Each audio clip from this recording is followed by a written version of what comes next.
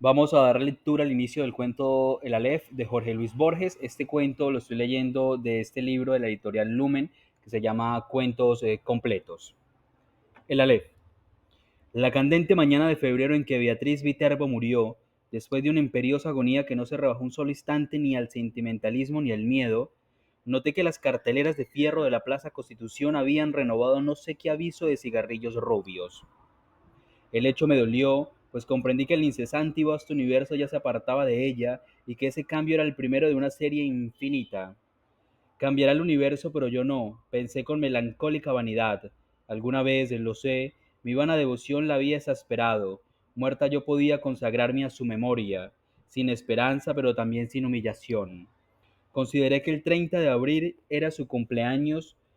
Visitar ese día la casa de la calle Garay para saludar a su padre y a Carlos Argentino Daneri, su primo hermano, era un acto cortés, irreprochable, tal vez ineludible.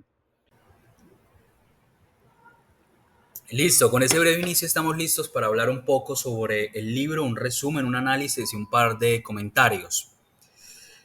En primera medida, con relación al contexto y los personajes, el cuento es narrado en primera persona por un personaje que se llama a sí mismo Borges.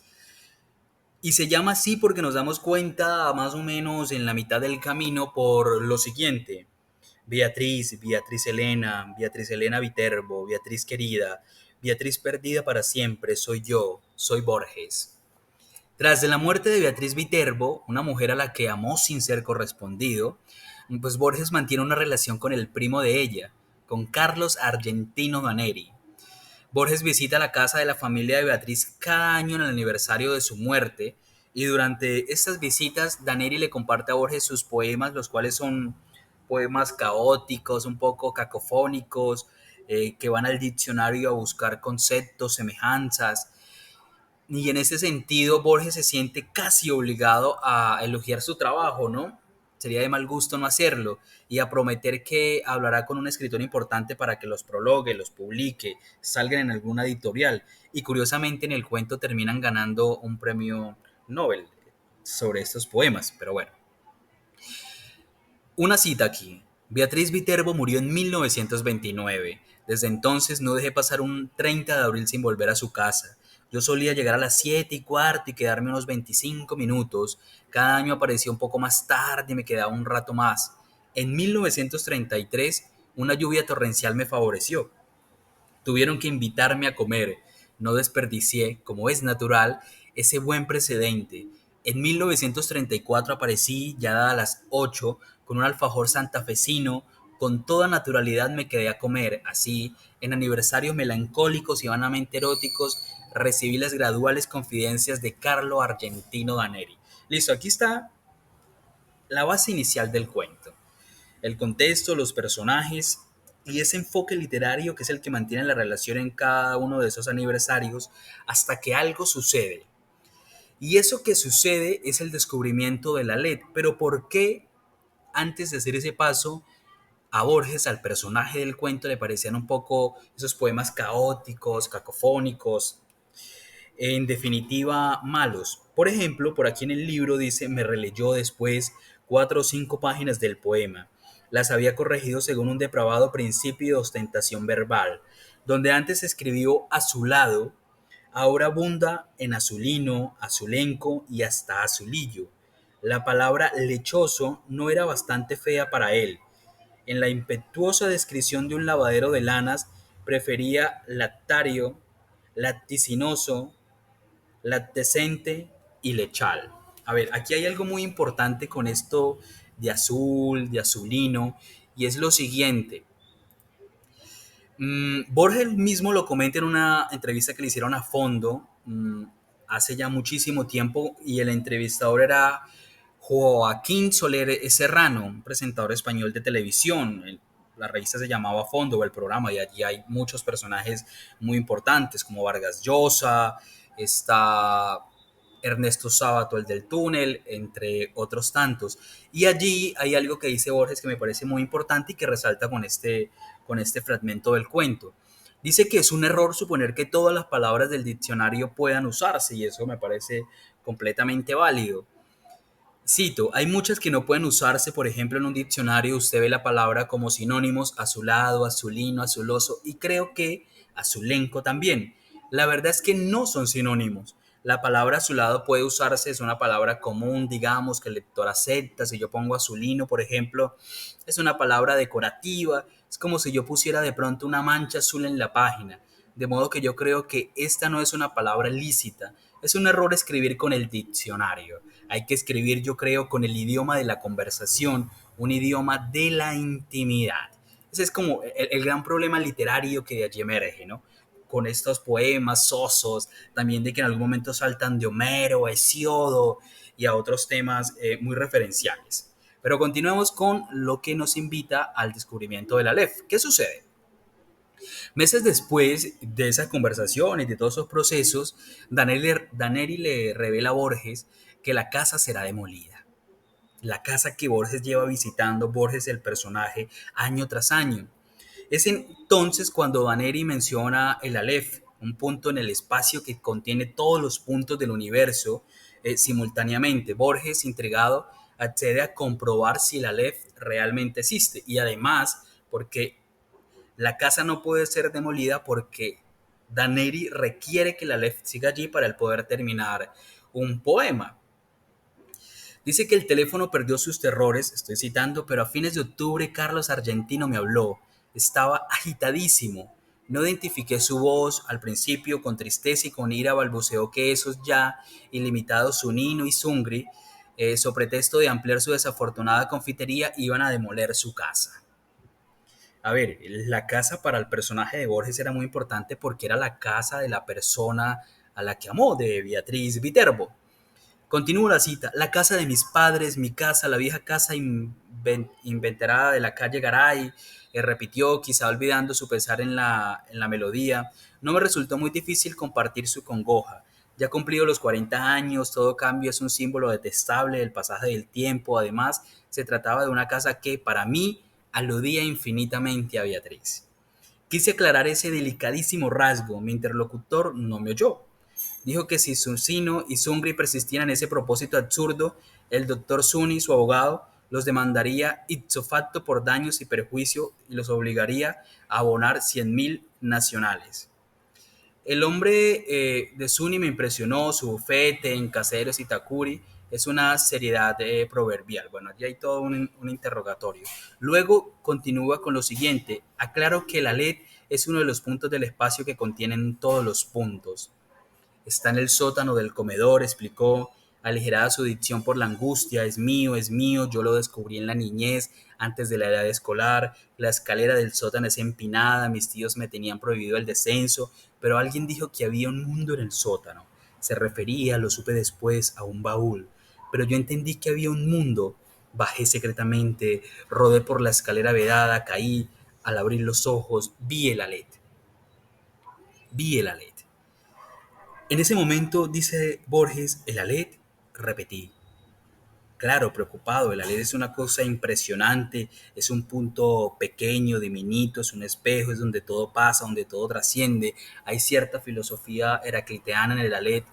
Y es curioso, porque luego dice, sí, el lugar donde están, sin confundirse, todos los lugares del orbe, vistos desde todos los ángulos. A nadie revelé mi descubrimiento, pero volví.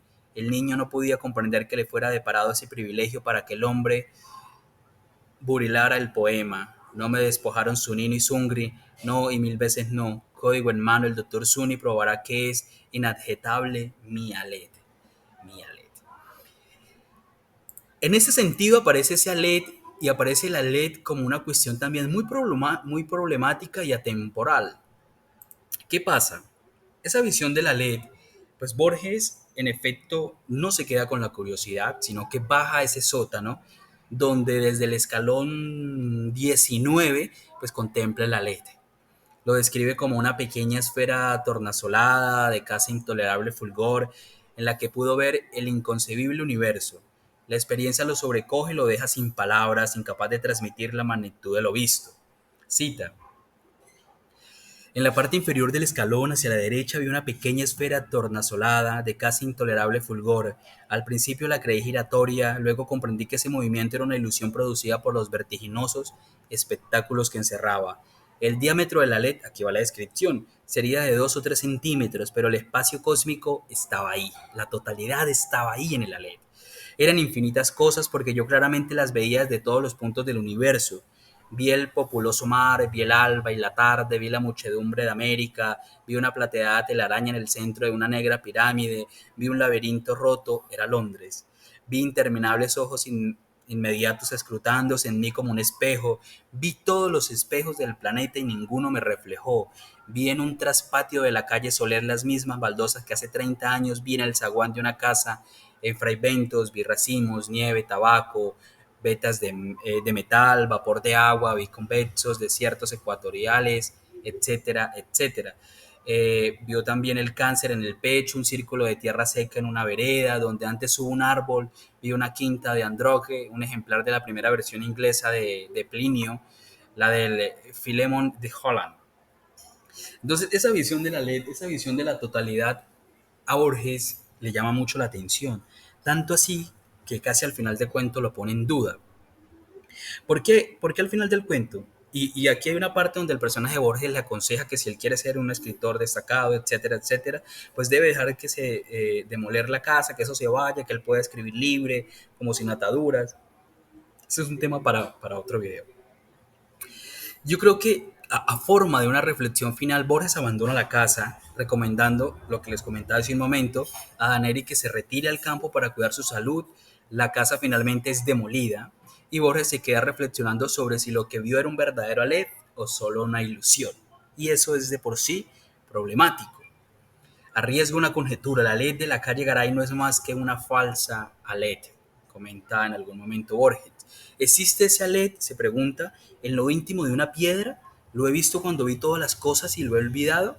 Nuestra mente es porosa para el olvido. Yo mismo estoy falseando y perdiendo. Bajo la trágica erosión de los años, los rasgos de Beatriz. Al ver la totalidad queda sin nada. Y en ese sin nada, en ese verlo total, se le escapa lo que es singular, el recuerdo. Y eso es muy curioso.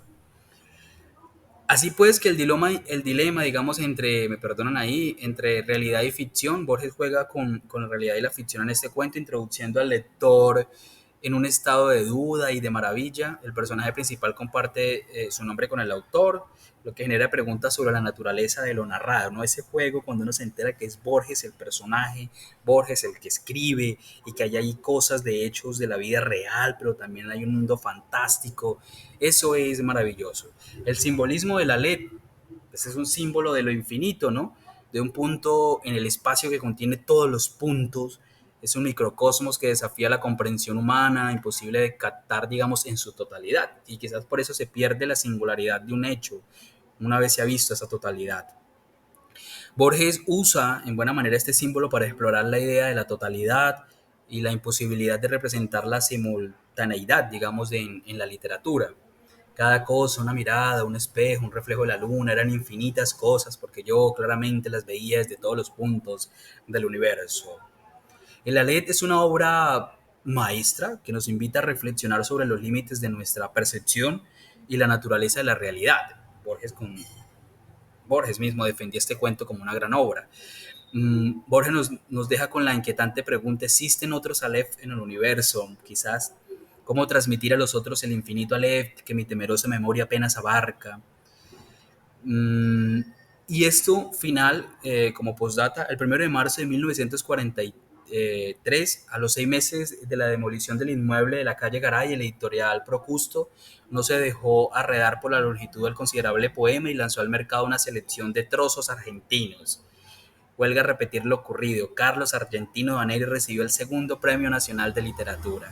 El premio fue otorgado al doctor Aita, el tercero al doctor Mario Bonfanti. Increíblemente mi obra, el personaje Borges, y de aquí hay también mucha crítica al mundo real, mi obra Los naipes del Tabur no logró un solo voto. Y esto es triste, es anecdótico y es literatura. Una vez más triunfaron la incomprensión y la envidia. Hace ya mucho tiempo que no consigo ver a Daneri, Los diarios dicen que pronto nos dará otro volumen. Su afortunada pluma, no entorpecida ya por el Alet, se ha consagrado a versificar los epítomes del doctor Acevedo Díaz. Esta ha sido una breve conversación sobre el Aleph, este cuento maravilloso. Hay que leerlo, hay que hacer más videos y discutir sobre él. Partes muy importantes.